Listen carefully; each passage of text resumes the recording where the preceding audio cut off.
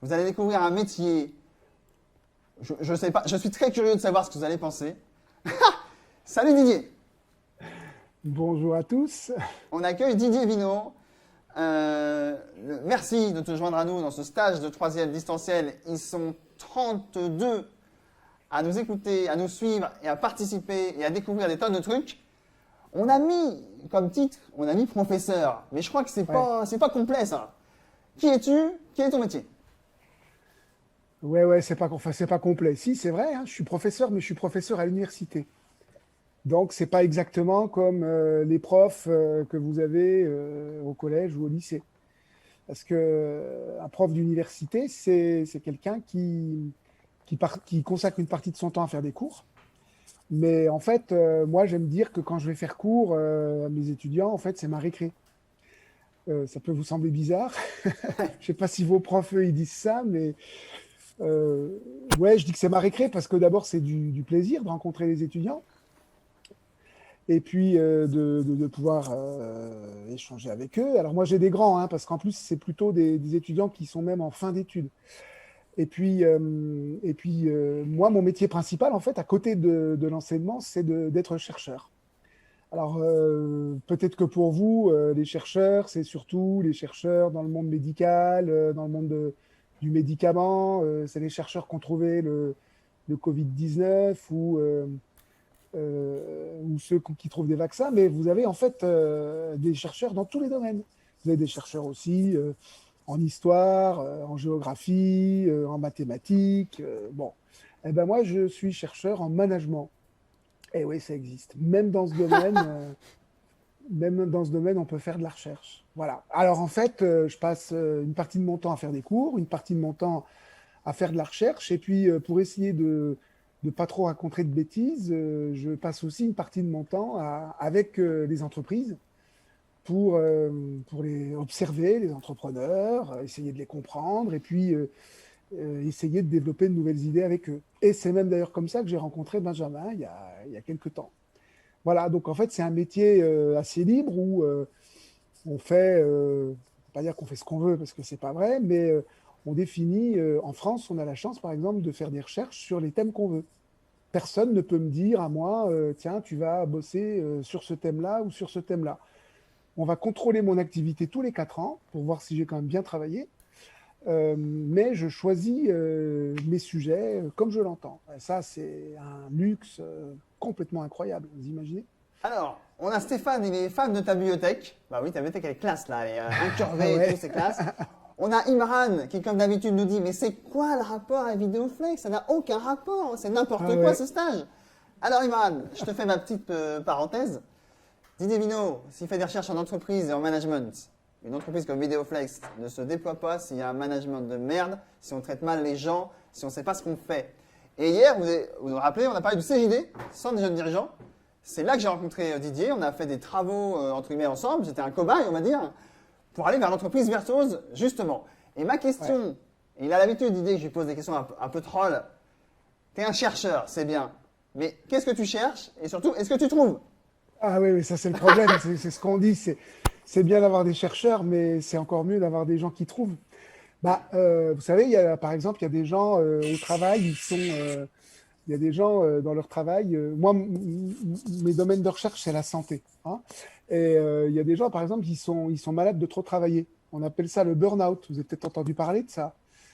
C'est quand les gens, ils sont tellement passionnés par leur travail qu'ils bossent, ils bossent, ils bossent, puis au bout d'un moment, paf, ils s'écroulent complètement. Bon, bah, s'il n'y avait pas des chercheurs pour essayer de comprendre comment ça marche, bah, on ne pourrait pas mettre en place des mesures pour essayer de prévenir ça, puis pour aussi essayer de les accompagner. Moi, je fais des recherches aussi dans l'accompagnement des gens qui travaillent et puis qui vont avoir une grave maladie, un cancer par exemple. Et bah, pendant plusieurs mois, ils vont mettre un petit peu leur vie professionnelle de côté parce qu'ils doivent se soigner. On les accompagne. Mais derrière, après, qu'est-ce qu'on peut mettre en place comme outil d'accompagnement dans l'entreprise? Ouais, le burn-out, c'est une méga dépression, mais parce que je vois ton commentaire, Noémie.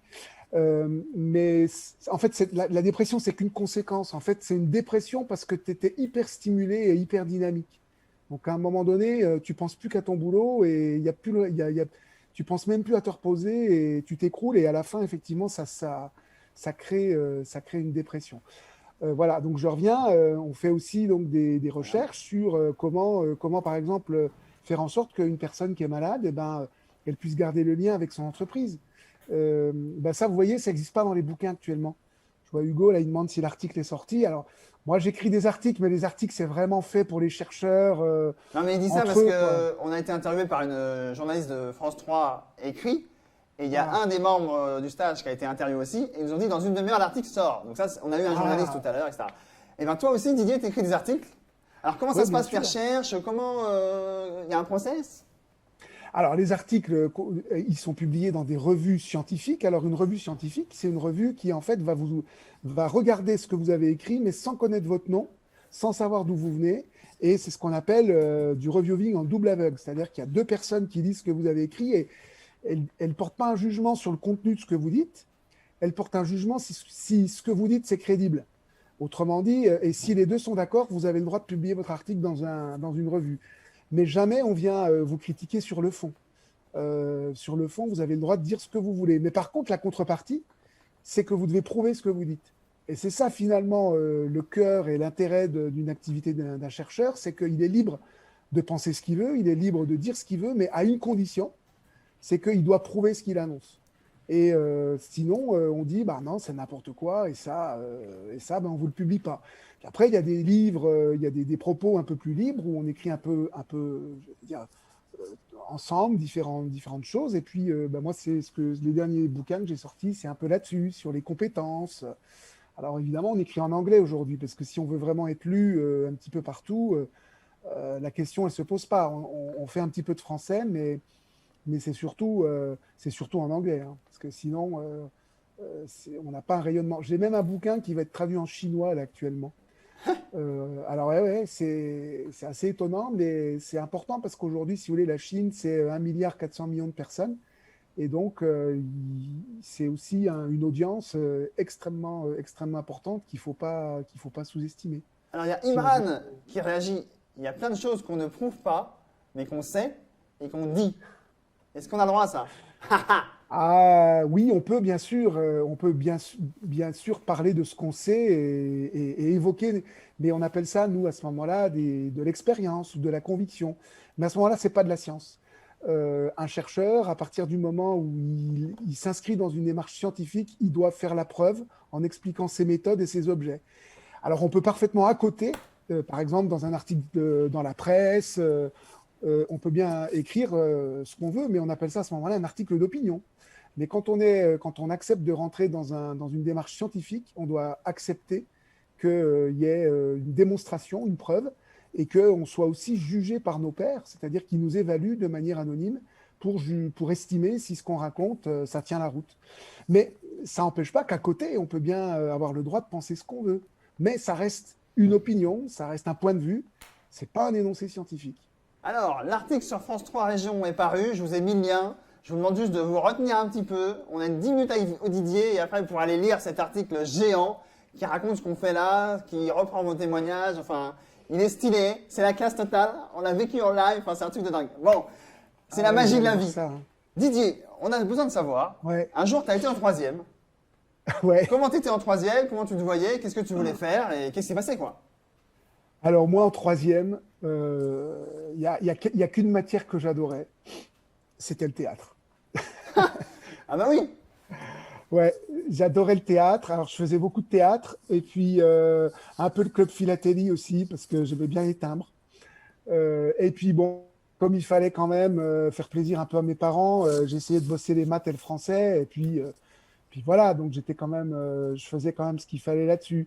Mais moi, mon truc c'était le théâtre et mon stage de troisième en fait, bah, c'était pas dans le théâtre, mais j'avais accompagné un journaliste de radio. Je lui avais écrit comme ça, c'était à la radio locale, Bleu Belfort, moi, j'habitais à Belfort.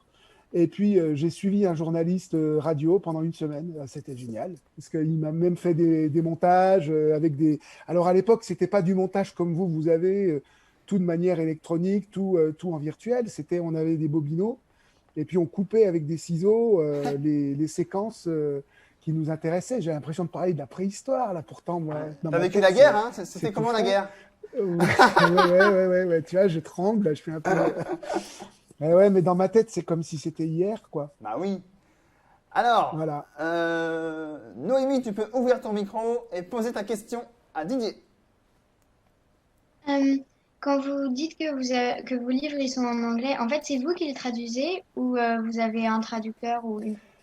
Ouais, c'est une bonne question parce que, en fait, si on veut vraiment être bien compris, on a recours à des traducteurs natifs. C'est-à-dire que moi, j'ai un traducteur attitré qui est anglais et qui va traduire ce que je fais. Mais en fait, j'ai besoin de très bien connaître l'anglais pour m'assurer que ce qu'il traduit, lui, c'est comme ça correspond à ce que je veux. Mais je ne serais pas capable de traduire exactement comme quelqu'un qui est né dans le monde anglophone.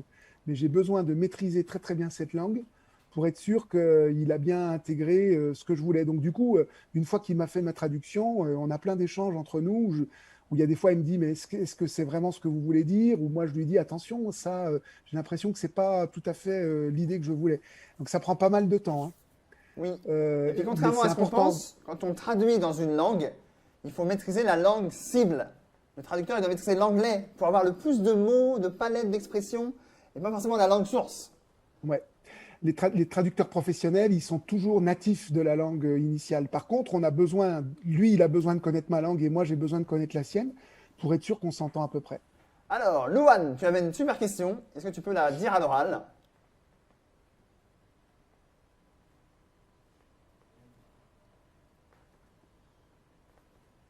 Ah, Ça arrive.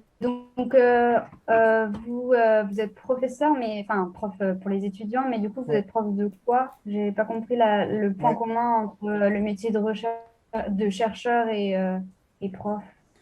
Ben moi, j'enseigne le management et même plus précisément le management des ressources humaines. C'est-à-dire que quand vous avez des étudiants qui sont en fin de parcours, en master par exemple, bah, ils sont de plus en plus en voie de se spécialiser vers un métier. Donc, ils ont leur spécialité et puis ils ont aussi besoin de faire des transferts vers le monde de l'entreprise. Donc, moi, par exemple, j'interviens où je fais des cours en conduite du changement, gestion du projet, gestion de projet, comment vous gérez un projet collectivement. Ça, c'est des trucs qu'on apprend déjà quand on est un petit peu au collège, mais on ne vous dit pas trop comment. Parfois, c'est un petit peu vous tâtonnez. Et puis, au lycée, on en fait aussi un petit peu plus des projets, mais là, c'est des projets pour le monde de l'entreprise, par exemple. C'est aussi leur apprendre alors moi, je ne le fais pas parce que ça m'embête, mais lire la comptabilité d'une entreprise. Parce qu'une entreprise, vous avez des dépenses, des recettes, et vous êtes quand même obligé de savoir si vous gagnez plus d'argent que vous en dépensez, sinon ça ne marche pas. Alors, RH, les ressources humaines, les relations humaines. Alors, moi, j'aime bien dire en fait parce que la plupart du temps, les gens ils disent RH, ressources humaines. Moi, je trouve que l'humain, c'est pas une ressource, donc je dis qu'en fait, c'est les richesses humaines. Mais ça, c'est mon point de vue. C'est le côté poète et philosophique, c'est magnifique. Qui a une question? Manifestez-vous pour Didier. Il nous reste 3-4 minutes avec Didier. Levez la main s'il y a des questions. Et je vous donne la parole avec grand plaisir. Vous voulez savoir comment mes étagères tiennent, peut-être? Peut-être. Bah oui, ils n'avaient pas que ça tombe. Hein. Donc, est-ce qu'il y a des questions? Et s'il n'y a Moi, pas, j'ai une question. vas-y, Noémie. En fait, est-ce que vous avez arrêté le théâtre? Enfin, vous avez parlé que vous en faisiez avant. Ouais. Non, en fait, j'ai arrêté le théâtre très tardivement quand j'étais étudiant parce que, en fait, je suis passé à la mise en scène, en fait, à ce moment-là. Et puis, je trouvais pas des pièces qui me plaisaient suffisamment. Alors, je suis passé à autre chose, en fait, parce que, ouais, je vous ai pas dit, mais après, en fait, je me suis mis à écrire. Je voulais être journaliste, moi, donc, en fait, j'ai écrit des nouvelles, j'ai écrit des articles de presse aussi. À un moment donné, je faisais ça à côté. Donc, mais bon, ça rapportait pas beaucoup, donc je pouvais pas vraiment en vivre. Donc, il fallait aussi qu'à un moment donné, je me décide dans un métier où je pouvais m'éclater, mais aussi où je pouvais gagner ma vie. Et le métier d'enseignant-chercheur que je fais, c'est un métier où je gagne ma vie correctement, mais c'est surtout un métier où je suis totalement libre. Et un petit peu comme un entrepreneur, mais pas tout à fait de la même manière. Ça, c'est des débats qu'on a eus avec Benjamin, mais Moi, je suis pas un entrepreneur, mais d'une certaine manière, j'ai inventé ma vie, quoi. Et ça, c'est très chouette. Ça met un peu de temps quand même, hein, parce qu'il faut se chercher un peu, hein, pour Oui. savoir, on trouve pas sa voie tout de suite, hein. Et puis la fierté de faire des recherches, de trouver des concepts et de faire et quand on voit que ces Ouais. concepts sont repris dans la société et servent à des entreprises, etc. Enfin, on pourrait en parler longtemps. Jules? Ouais, c'était rigolo. Il y avait un Ah, truc comme Didier. ça. J'avais une nièce qui était chez moi. Je devais avoir quoi, 25, 26 ans. Puis ma nièce, elle avait votre âge, quoi, 14 ans, 15 ans. Et puis à un moment donné, elle passe dans ma bibliothèque. Puis elle voit un bouquin. Puis elle prend le bouquin. Puis elle dit, oh tiens, Didier Vino, c'est rigolo.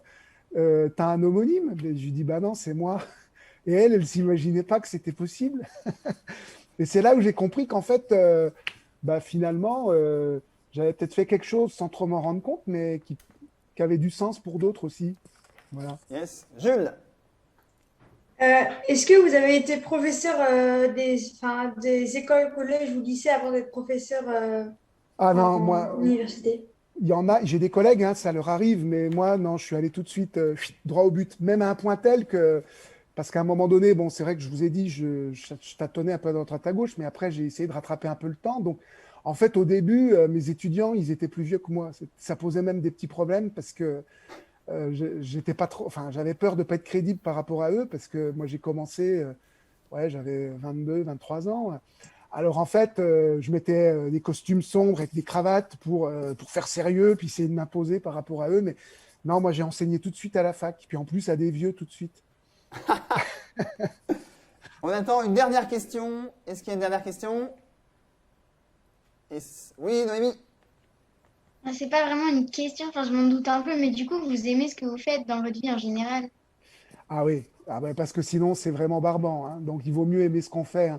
Mais tu vois, on fonctionne par cycle, c'est-à-dire que moi, pendant 5 ans, 6 ans, j'ai investi des thèmes qui me plaisaient beaucoup, puis au bout d'un moment, j'ai eu l'impression d'avoir fait le tour. J'ai dit, bon, ben, maintenant j'arrête, je fais autre chose. C'est-à-dire que j'ai la chance d'avoir un métier où je peux changer, comme je vous ai dit, je suis libre de choisir mes sujets. Donc quand au bout d'un moment j'en ai marre ou j'ai l'impression que j'ai fait le tour, bah, j'ai la possibilité de dire, bon, allez, ben, j'ouvre un nouveau chantier, un nouveau sujet. Ça, c'est très très chouette, c'est une vraie chance. Alors, vous avez l'habitude, vous, on se donne rendez-vous sur wooclap.com/vidéoflex. Que vous inspire ce métier, cette activité? On va te montrer, Didier, un nuage de mots, de polyvalent. Voilà, sur tes propos, qu'est-ce qu'ils retiennent? Vraiment inspirant, sympa, intéressant. Alors, qu'est-ce qu'il y a? De la recherche, apprentissage, tout à fait. Ok, allez-y, allez-y. Super. Si vous voulez, je peux vous dire pourquoi je me suis décidé à faire de la recherche un jour. Le Ah. déclic que j'ai eu, c'était un truc incroyable. J'étais à la fac, et puis j'ai un de mes profs, il finit son cours, et à la fin de son cours, il nous dit, eh ben voilà, je vous ai dit tout ce que je savais. Si vous voulez en savoir plus, il faut venir avec moi et on va chercher ensemble pour aller plus loin. Oh, ça m'avait fasciné. C'est-à-dire que j'avais un prof qui me disait, je vous ai dit tout ce que je savais. Et je me suis dit, mais il faut qu'on continue, on ne peut pas s'arrêter là. Moi, j'ai envie d'en savoir plus. Et c'est comme ça qu'en fait, j'ai basculé. Eh ouais, c'était incroyable, hein. Voilà, Ouais. moi, c'est ce qui m'a fait changer. Voilà. Super. Merci Didier de nous avoir accordé de ton temps. Je pense que les jeunes Ouais, bah, se souviendront longtemps de ton avec- intervention. Avec plaisir. Ciao, ciao. Moi, j'étais content de tous vous voir. C'est bien. Alors, il y en a, ils se cachent un peu quand même, hein. Oui, il y a il tout, il y a tout, il y a tout. Ouais. Bon, bonne suite à vous. Vous avez encore une journée géniale avec Benjamin et ses collègues, je crois. Donc ça, c'est top. Super. Merci. C'était un bon moment avec vous. Allez, merci Didier. Salut, salut. Au revoir. Alors, quant à nous, on est à la fin de la journée. Donc, il nous reste une dernière question sur WooClap. Vous en rappelez quand même. C'est qu'avez-vous pensé de la journée? Alors, si je la... Elle est où ma question là? Ta-la-la-la-la-la. Qu'avez-vous pensé? Ouais, quel retour? Je vous la lance tout de suite. Et on est à la fin. Quel retour cette journée? C'est parti, elle est lancée la question. Allez-y sur wooclap.com/vidéoflex.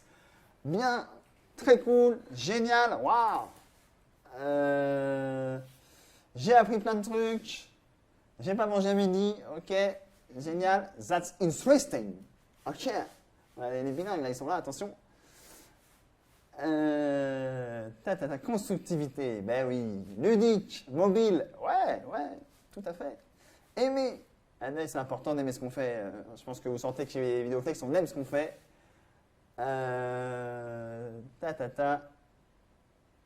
Super sympa. Exercer. Ouais, nickel. Merci à vous d'avoir été toujours là, motivé avec vos questions, avec vos réactions, vos claps, etc. On sent que vous êtes chaud. On est chaud pour demain aussi.